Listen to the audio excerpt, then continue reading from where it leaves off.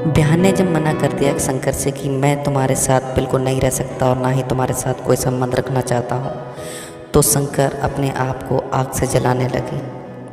जब आग से जलाने लगी तो वहाँ थपकी आ गई और थपकी कहती है कि शंकर, तुम ये क्या कर रही हो? क्या पागल हो गई हो?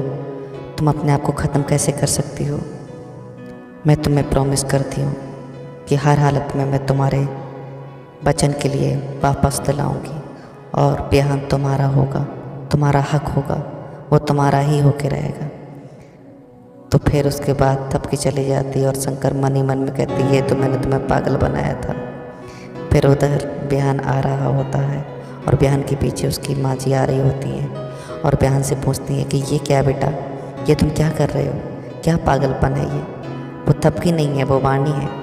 तो वहाँ पर बिहान कहता है, माँ जी आपको नहीं पता है, वो थपकी ही है। हर हालत में मैं इस बात को सिद्ध करके रहूँगा और मैं उसी से शादी करूँगा, चाहे जो भी हो, चाहे आप मेरा साथ दो या फिर नहीं दो।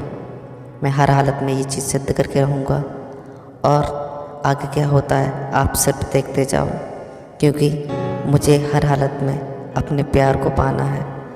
तो कृपया कर आपसे हाथ जोड़कर मेरी यही विनती है कि आप मेरे बीच में ना आए और मुझे अपना काम करने दें। फिर उसकी माँ उसे बहुत समझाती है, लेकिन समझाने पर उसे कुछ भी समझ में नहीं आता है और वह वहाँ से निकल जाता है। फिर दूसरे एपिसोड में क्या होता है दोस्तों, यहाँ पर उसकी जो कौशिमा है ना, वो उस निर्मल के पास पहुँच जाती है उसकी जेल में और उसे बता रही होती है तुम्हें क्या ज़रूरत थी वहाँ पर गोली चलाने की।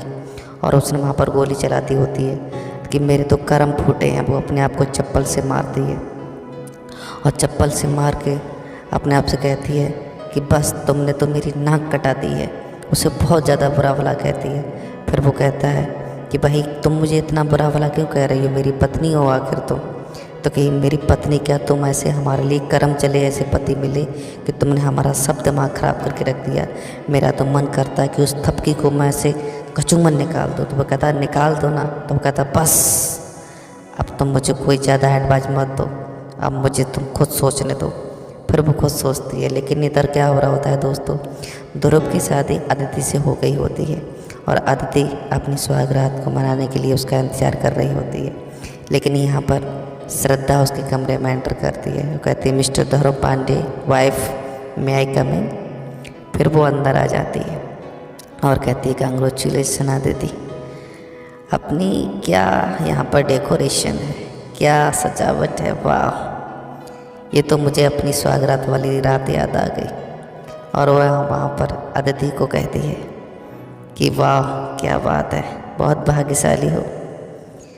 ध्रुव पांडे के लिए बहुत अच्छे से मज़ा देना, क्योंकि अगर तुमने जरा सा भी उसमें चूक की तो वो मेरे पास आ जाएगा।